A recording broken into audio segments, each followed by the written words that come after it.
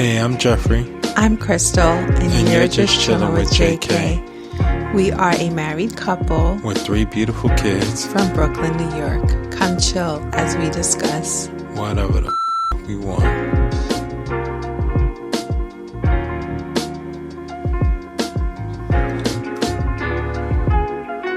So welcome to episode 2. We are talking about our sacrifices that we made thus far in our lives to get to where we are now. And some of these sacrifices we didn't realize that we made until like maybe years after. And so, this is something that Jeffrey and I talk about all the time. Mm-hmm. Like, for example, friends, like we lost a lot of friends along the way to get to where we are because we've been so driven in accomplishing this goal or like setting foundations for our family. Mm-hmm. And we just thought that, it's such an interesting conversation because a lot of people don't realize that they do. Once you start focusing on one thing, you lose out on something else. Mm-hmm. And if you don't find a balance, it could be too late. Like for us, it's too late to make up some of the things that, we lost. So not necessarily too late, but I think so. It's just change. I feel like it's more so growth versus it being anything worse than that.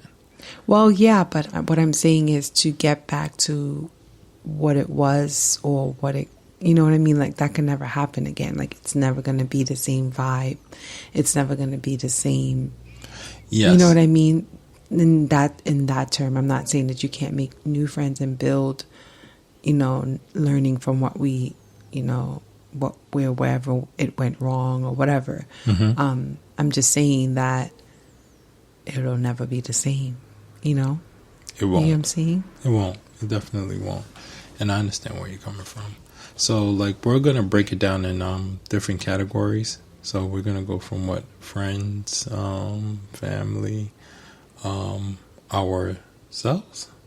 Yeah, ourselves. And so on and so forth. So, stick around. Let's just get right into it. So, in terms of me, you want me to go first? Yeah. Ladies first, of course. You're so silly. So in terms of friends, so I remember when I first diving into fashion and planning my fashion show, I felt like I had a community and I felt like I had, people on my team that would be very supportive and just be in the circle with me for years to come. And I remember once the fashion show was over, Jeffrey mentioned to me that when I was when I was planning it, I was just very into that specifically. And it kind of he felt kind of left out in terms of our relationship. Yes, he was there with me every night sewing, being supportive, a supportive boyfriend. But in terms of actually being a girlfriend to him during that time, it was non-existent because I was just so driven into school and work and also making this fashion show happen. The thing is, it was my first time experiencing something like that where she was focused on something other than me and was truly passionate about it. And I understood the reasons why that time that we would normally have was taken away from us, from me having with you. And that's what really kept me around, because I had an understanding of that creative life that you were, experiencing at the time. So basically, him telling me that, I didn't realize until now in the present that has been a reoccurring thing where I don't know how to balance my time. And just for a simple fact of becoming a mom right? And so losing time to spend with my husband and friends and stuff like that, I just engulfed myself into being a mom.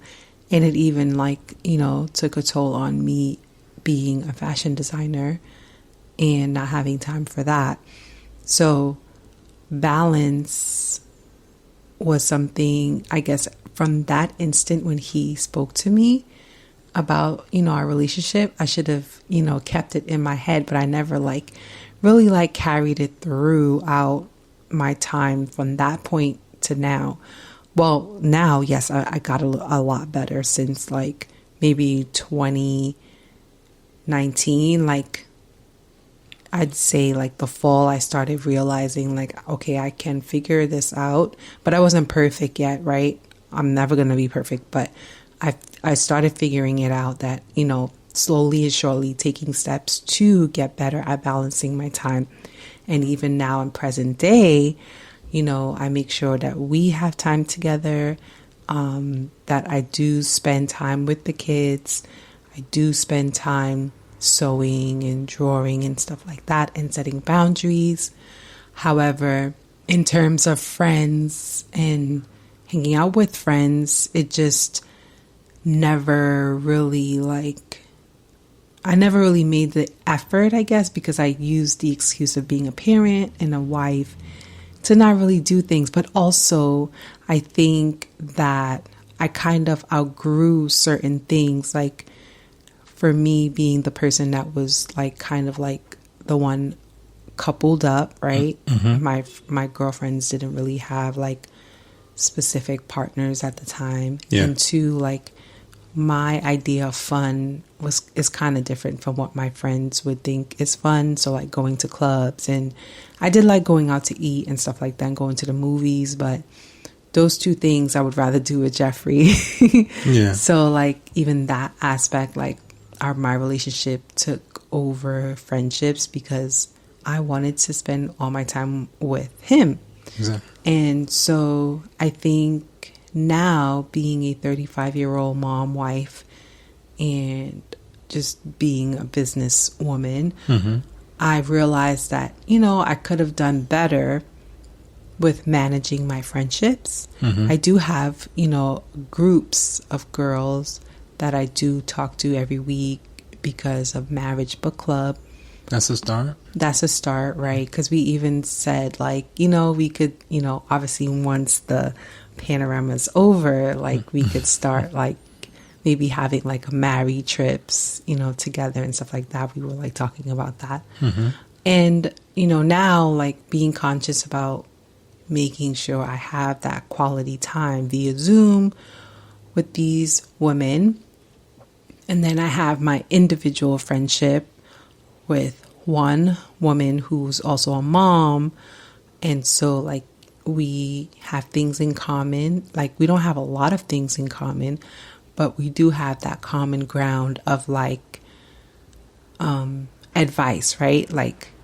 Talking to each other for advice. And I think that sometimes, you may meet people that you want to be friends with, but you may not necessarily have things in common, but you realize mentality wise, I have that in common, what I believe in, God and how to parent and stuff like that. We do have that in common, even if we don't have the same music taste or the same creativity taste, or you know what I mean? Yeah. So I just think that now I'm making a very conscious effort to check in on people and to make sure that I am watering these friendships, to build for later on. For it to grow, yes. Yeah, because I really do want to have a tribe of women that, that we can just chill and converse and be on just the do same page. things. Yeah.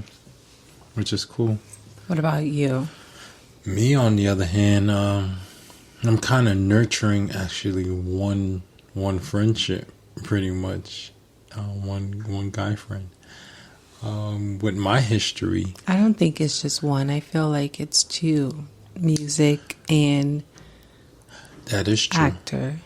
Yes. So And a third one that just kind of like slowly building through the Photographer. creative, yeah, through the creative world and whatnot. So starting off, like I always had like a group of guy friends, and Crystal know that.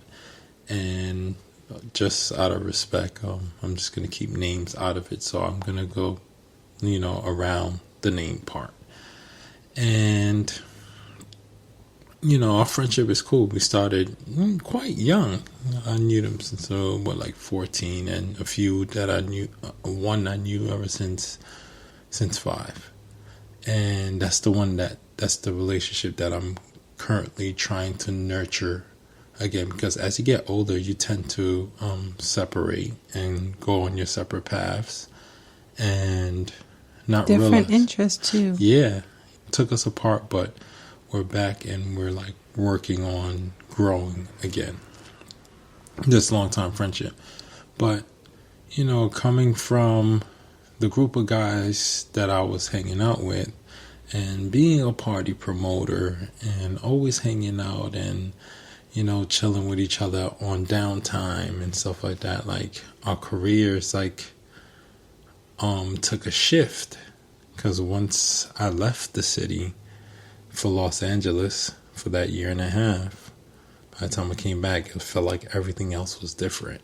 Friendship was like kind of shifting, and you came back with, what happened, our pregnancy and stuff like that. So, and that pregnancy didn't happen, but that shifted the dynamics of my lifestyle versus them, because they didn't experience anything like that, which is not their fault. But on my end, my thought process became creating a family, because that was a long time dream of mine.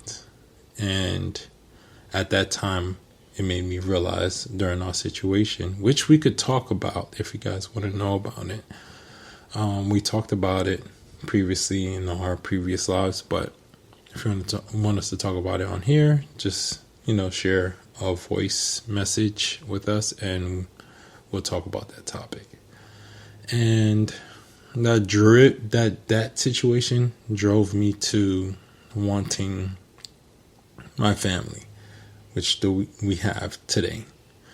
And I don't think any of my guy friends were prepared for that, because growing up around my brothers and having the experience that I had during high school and experiencing college at the same time because of my older brothers. You matured before your time. Yeah, way before my time, which kind of cut me away from the friendships that I had.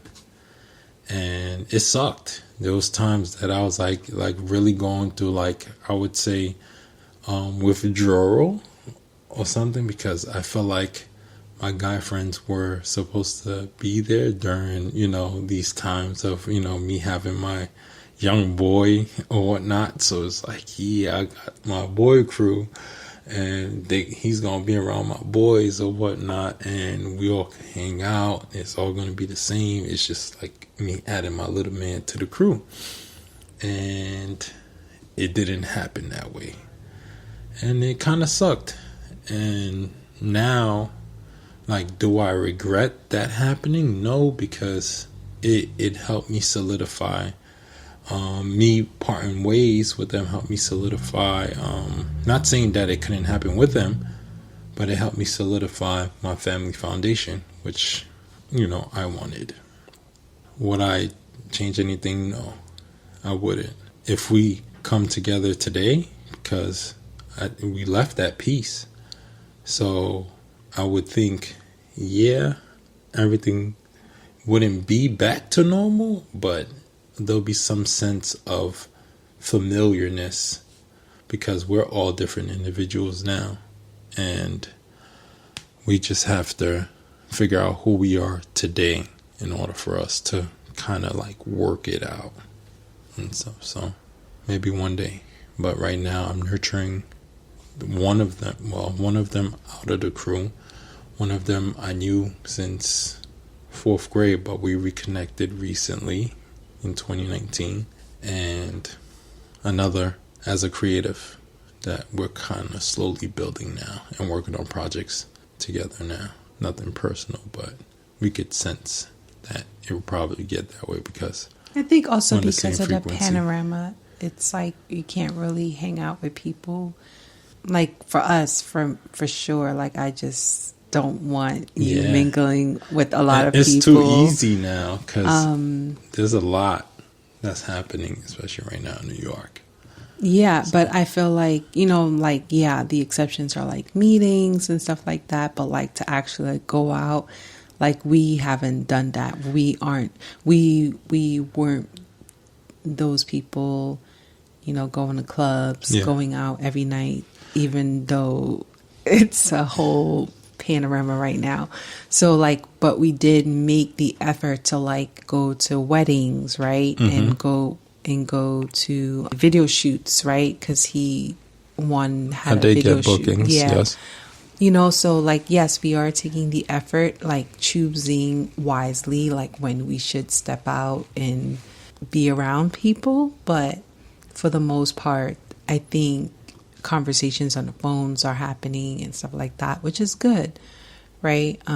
Because when the world does become the new normal of whatever that may be, we have these foundations that are starting now, right? Exactly. Learning from our past and losing friends, and now understanding what it takes to keep friendships, because friendships are like relationships, It is. Through my experience and understanding, it's so easy for us as parents to make excuses because we're fighting for time for ourselves because we're constantly being up pulled under. everywhere. Yeah, and up under our kids. Because we're very involved with our kids, and we want to make sure they understand that we are a foundation, all of us together, the 5 of us. So, nothing Comes in between that. Yeah, should come in between that. And we're always there for them. Like, I feel like they understand that as 7, 5, and 2-year-olds.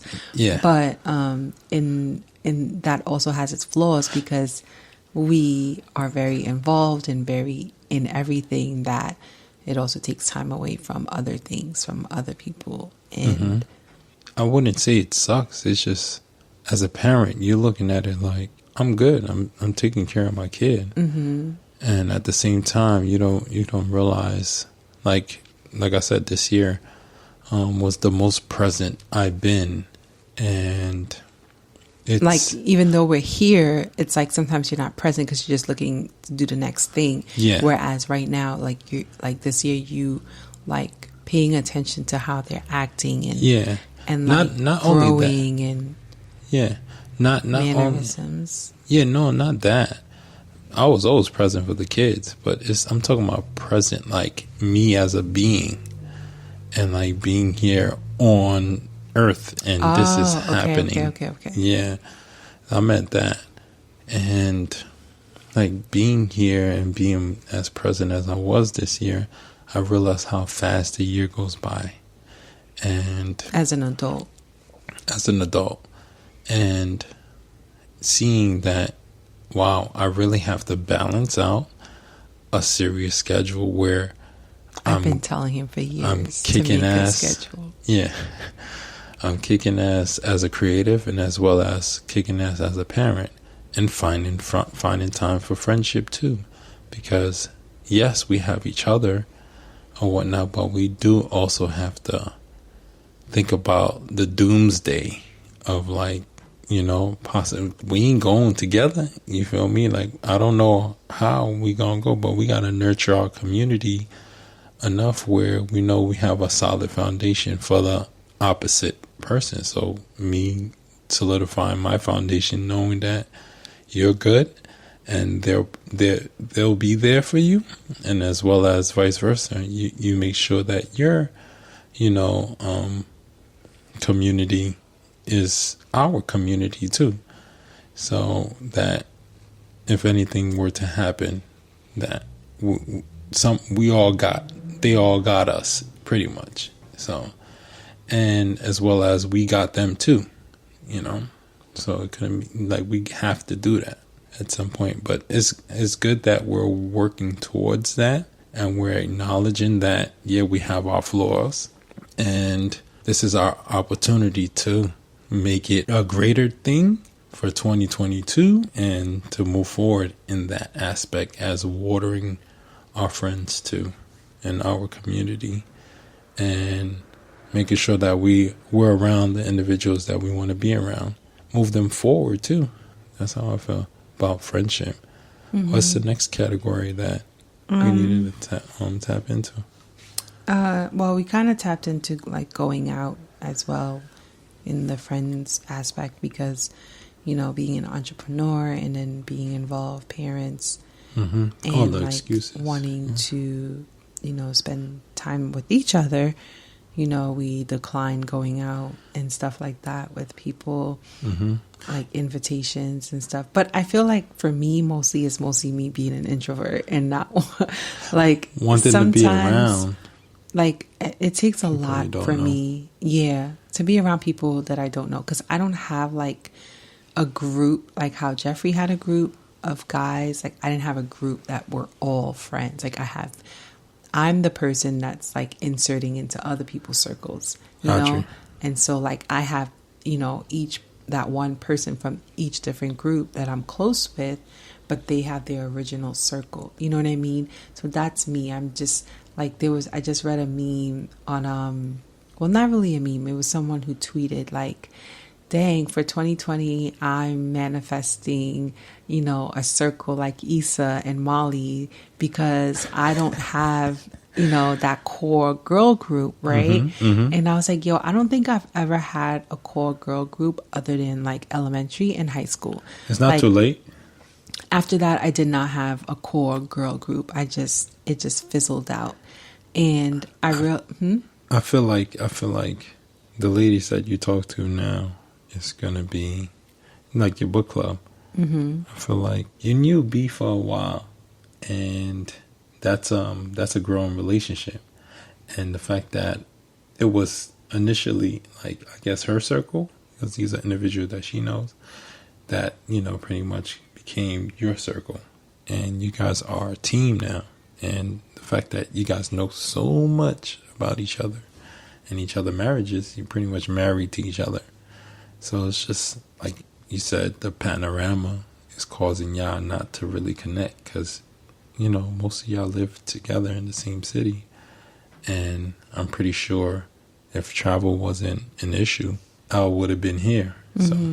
But then they also have their core people. You know what I mean? Like, got you. They have their own individual core people. Whereas for me, I would still be stepping in unless it's just us four, right? But from right now, I don't see that being, not that it can't happen, but I just don't see it because they originally have their core. You hear what I'm saying? Okay. So it's not like all of them are like me where they're like inserted into other people's core. Like they are kind of like the main thing, like the main, and that's fine. Like I think I got over that aspect because I realized like I didn't get over it just recently. Like I feel like I got over it before, like maybe like last year or maybe the year before that. But I got over it because I realized like for me, like I don't like doing certain things. Like I don't like being in a group of crowds, right? So like going to clubs and stuff like that, like it just overwhelms me. Or like big gatherings, like it overwhelms me. You know, I feel really drained, and I didn't understand that until recently, right? And that's okay. Like I feel like I should be comfortable with me being me and understanding what drains me and what doesn't, and being okay with that. I'm just not going to be able to do certain things that may be of other people's interest. You know what I mean? Of course, when I do like important things like weddings and stuff like that, of course I'm going to go to and celebrate the person or whatever. But like just to go to the club for like birthdays and stuff like that, it's not for me. You know what I mean? Yeah, I'm not a club guy now, and I'm more of a section guy. A section guy, yes. I gotta But be in I'm a section where I could sit my ass down and just chill if I want to. If I'm because in we the not spot. spring chickens anymore. Yeah, You nah. can't be I'm not on no standing, dance floor dancing fighting the for whole night. bottles, doing. Yeah, nah. I can't do that. I gotta be Mr. Section, and it might sound bougie, but it's about that time. Section, I baby. understand that. I feel you. But like I was saying, like going out, that aspect, like if it's like going to like a museum or like, like stuff like that, then I'm cool with, like that. Yes, we're around a lot of people, but then it's also still kind of intimate with like whoever like group that we're with. You know what I mean? Exactly. Or like just going on like a trip where it's like not so much a girls trip. Well, I don't know, like, because my experiences with girls trip haven't been really good either. So I feel like it depends. Like, I would love to do a married girls, couples, whatever trip. That to me would be fun. But in terms of like just a girls trip, I don't know if I would ever do that again either, And not to say that just that instance kind of tarnished the whole thing. It not really. It's just that I realized also, like, at that point in my life, I was 25.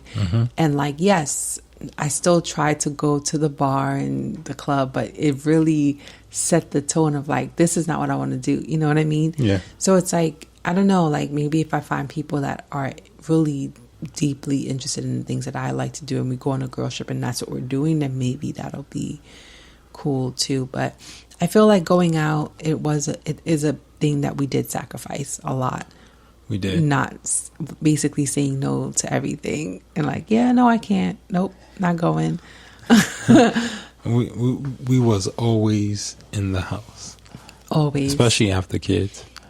We was always in the house. And everywhere we went with our kid. Exactly. So it's like, if it's not kid appropriate, then no, we're not coming. Yeah, we were obsessed with parenting. It worked out. Yeah. I'm good thus far. The kids are good. They feel the way they feel. They feel loved. And that's all that matters. And, my parents weren't able to be at home with me. So I'm grateful to be home or be able to work from home with my kids being home at the time that they get home from school. So right. It's perfect. Works out. I could drop off and pick them up. It's golden. So I feel like I'm blessed 100%. I feel the same because, like we always discussed that we would not have babysitters. So this is really a dream that came true for us. Definitely. But another thing that we sacrificed to be where we are now is our apartment. Yeah, yo. That was a my big gosh. sacrifice. We're still And sacrificing. we had gotten asked 3 times, you sure you want to move out? Because we're good tenants, We're really great tenants. We take care of where we live. Like, yes, it's not our own. We don't own the building, whatever, but we took care of our apartment. And I feel like, I don't know if it was like maybe like God asking us to see if are y'all really going to go down this route and really do what I gave you to do, but yeah, giving up our apartment was a big sacrifice because we just wanted to save. We wanted to put all of our money into our business and like just growing and basically giving up the apartment so we can get something even bigger, right? And it led to a whole bunch of other things. And oh my gosh. And this was in 2017. Yeah. I would say the leap, if it wasn't for last year, 2020, yeah, I'd have thought the leap was an epic fail.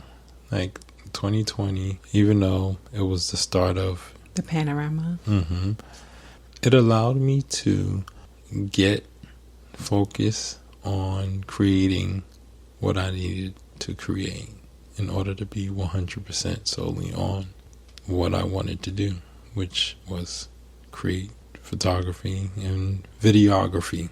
And yeah, it's been awesome ever since then. Like, because leaving that apartment and being asked like 3 times if you want your place back, it was like kind of mind boggling to me, because in the moment you're like, We've never heard this of people being asked to stay in their apartments. Yeah, they're like, listen, just stay. Like, stay here. You know, you sure you want to let this go? It's going to go up. You know, like, you got it at a good price. Just stay. And I'm like, yo, I'm out. This is it. All right, we're done. And if I would have known all of this wouldn't have to happen in order for us to get to where we wanted to be, We probably would have said. I probably would have said no. But being the fact that I already committed, then we just got to get there. And we're almost there. I feel like we're almost there. I may be lying to myself, but I might not be lying to myself. But there's a feeling that I feel, and I know that we're approaching what we're manifesting. So I'm not going to doubt that ever again. It's been a lot, like moving in from in-law to in-law and dealing with not being able to be sexual with my wife, and you know, not having your own space. It's another thing too, and being able to be just a family, you know, just to be and stuff like that as we are. It's another thing. So like, don't get me wrong, I love being around, you know, my in-laws and stuff like that. But, you know, there's a time that you need for you and your spouse and your kids. And that's what we're striving for. Because ultimately we left that place with a mindset of owning a home and being successful with what we're doing as far as being a creative. Yeah, I feel like for me that was like the beginning of my downward spiral, and me realizing like you can be sad and not know a way out of the sadness. Yeah, I remember you telling me something about not knowing how to get out your sadness while we were, you know, still probably like a year or 2 years in. Mm-hmm. I think no matter what, that sadness would have happened throughout my life. Mm-hmm. It just, I don't know when it would have happened, but if us moving out didn't happen, I think it would have happened later on, like that deep sadness. Because, you know, thinking back when I was younger, like I did have deep sadness over boys. Mm-hmm. Because obviously when you're a teenager, right, you're that's all the things you could think about. You're not really thinking about anything other than boys, or if you're a boy, you're thinking about girls, whatever, exactly. You know? Yeah. So like my sadness, I should have known that it could happen to me, like being depressed because of that one instance of being a teenage girl and being very sad, a broken heart. Yeah. But I've never felt that way other than that time, but it wasn't as deep and not knowing a way out. And so I feel like, you know, us saying no to that offer of going back, it kind of made me become me, you know, like, and kind of like stronger with like finding my voice in being me and being confident in being me. Exactly. Because there's no way I want to go back to working for someone else. Yep. I don't want to ever go back to just living day to day, making someone else's company successful. Mm-hmm. Yes, of course, like you want to get experience in different things, but every time I think about it, I'm just like, no, like, why can't I do it for my company? You know, like, why can't I do this for my company? And like we told you guys in episode 1, like, we are very successful at failing. Yeah. I think that even though we failed so many times, it's just like, I don't want to give up and go work for somebody else. And it was like literally like right there. You know what I mean? Mm-hmm.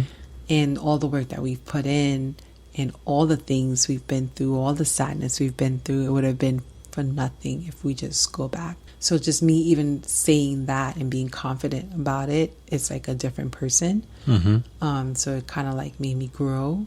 And at that time, I did not see myself being this confident and could even say like something like that, you know? Yeah. So that's like, awesome.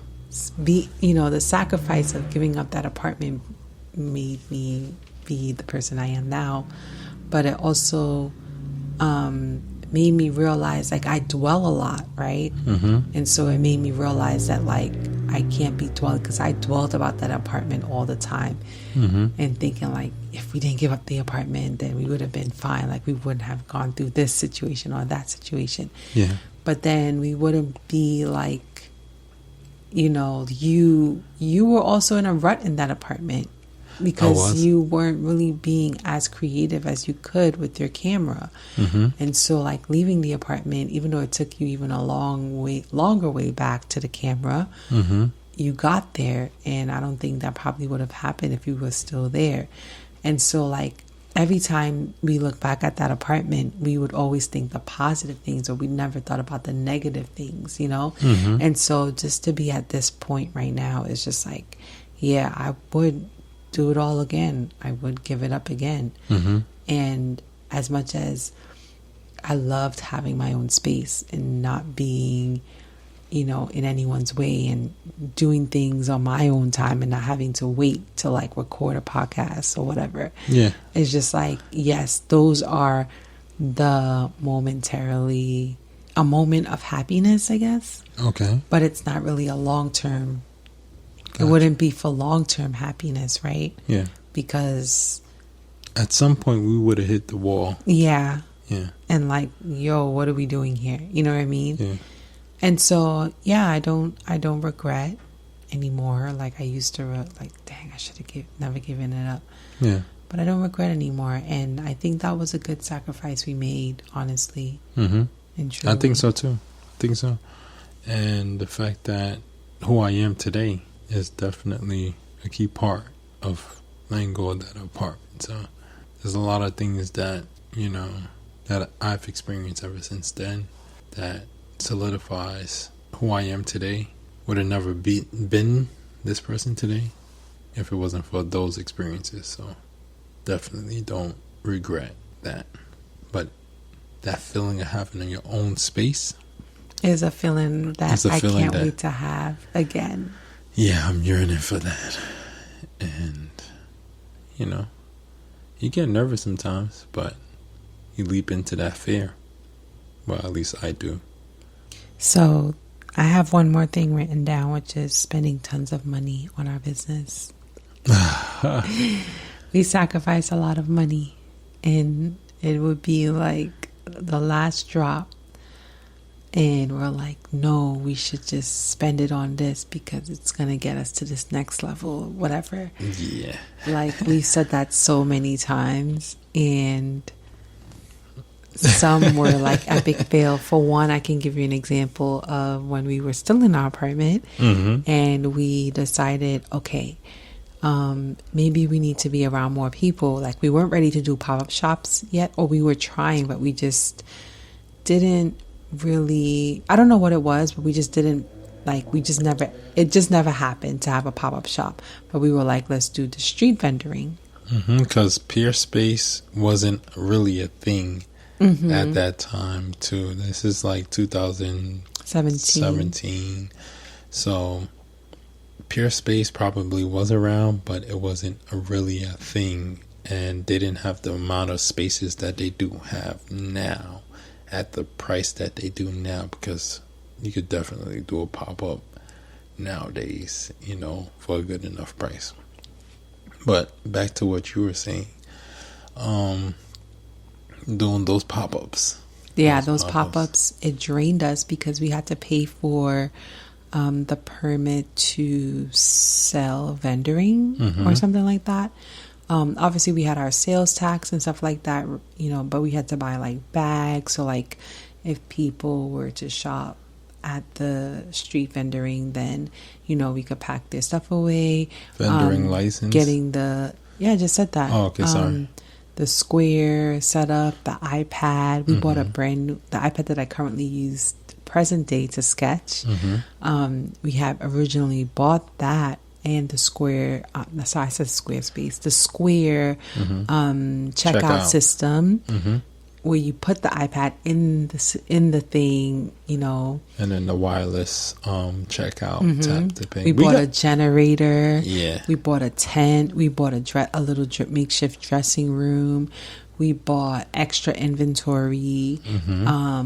And then I was sewing up a storm, and I was making products too. Yeah, I was buying patches and ironing it on and all of that stuff. So just for that alone, the vendoring in the street, we spent a lot of money. And then you also have to pay it like a little fee to even get a spot, right? And so we spent a lot of money on that one instance alone, and we did about 3 street pop-ups, and we realized like this is not for us. Like we're kind of bougie, I know. Yes, I know.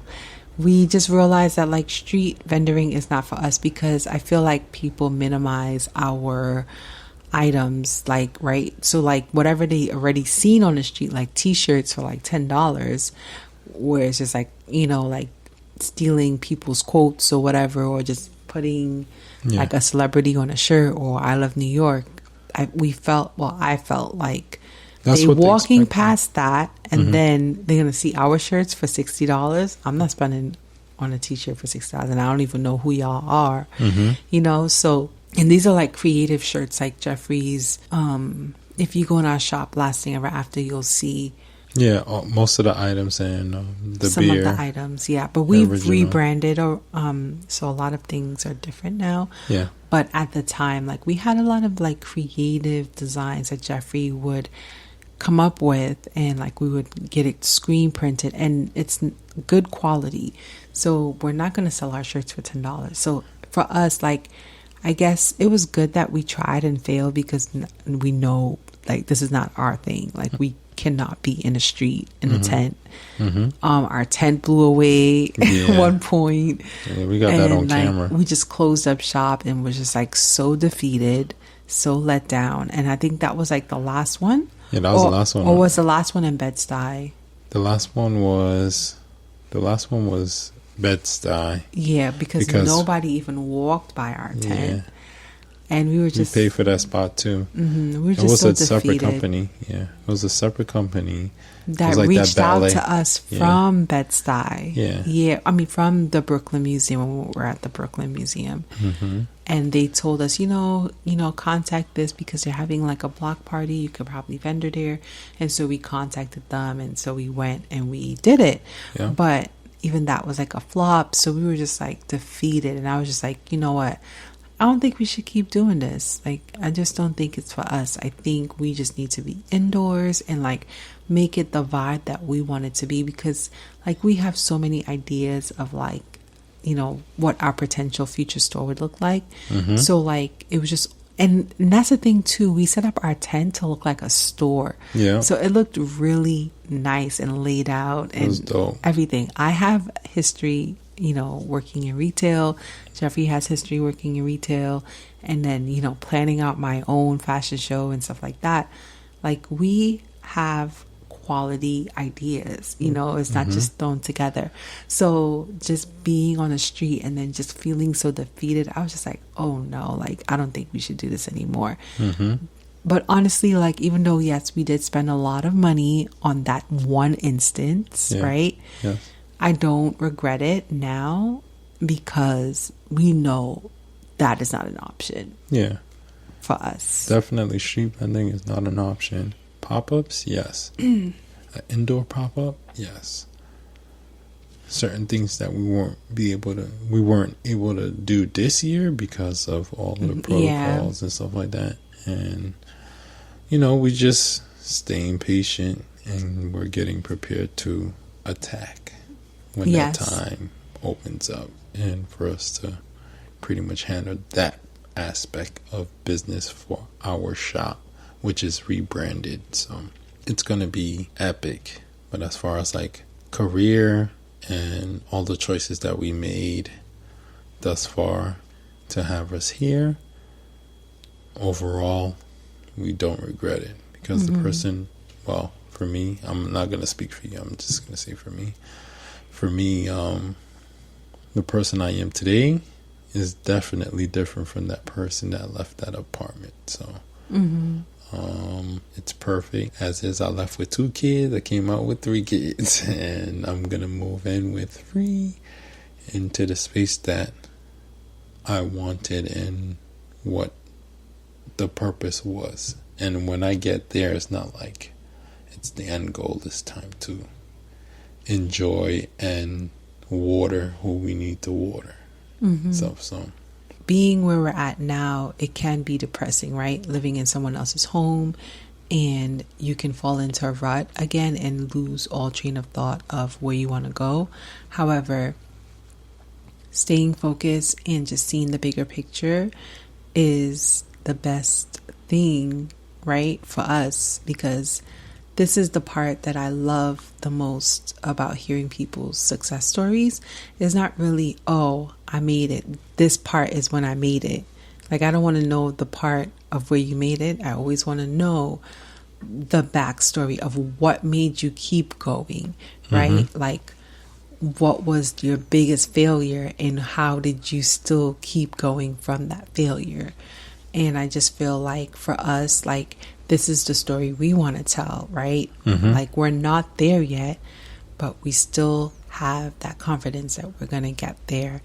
And I feel like this is the part that people should hear, right? Yes. This is the part where, like, someone at home who is now starting off and feel like, yo, I got a long way to go. Or maybe they don't have a long way to go, but, like, I need to keep going no matter what because I'm going to get there, right? Yes. And I don't feel like we were just put on this earth just to, like, live aimless lives. Like, if you have a purpose and you're confident enough to go after it and you're strong enough to go after it and you're doing it, then I salute you and I appreciate y'all for listening to our story. And hopefully you keep listening and you keep following our journey, you know, even when we get to that success that we're aiming for. Yes. So we'll talk to you in the next episode. Have a great what? Day? I don't know. It's nighttime here.